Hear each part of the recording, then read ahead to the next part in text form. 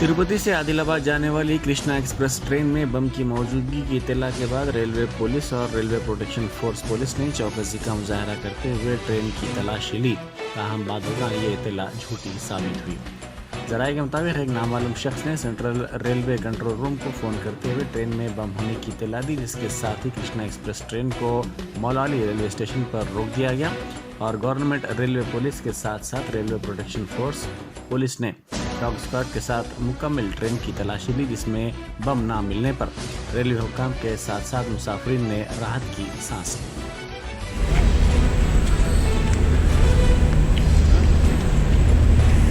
మనకు గంగుల కిరణ్ కుమార్ అని చెప్పేసి బీటెక్ సివిల్ ఇంజనీర్ స్టూడెంట్, వాళ్ళ నాన్న పేరు సత్యనారాయణ.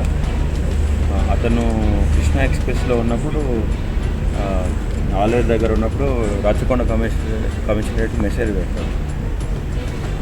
ఏమని ఇట్లా యాంటీ సోషల్ ఎలిమెంట్స్ ఉన్నట్టు నాకు అనుమానం ఉంది, అందరూ ఫ్లైట్ మోడ్ మొబైల్స్ అన్ని ఫ్లైట్ మోడ్లో రావాలన్నట్టు నా పేరు సో గంగుల కిరణ్ కుమార్ అని చెప్పేసి మెసేజ్ పెట్టాడు. వాళ్ళది బయ్యారం మండలం, మహబూబాబాద్ డిస్ట్రిక్ట్.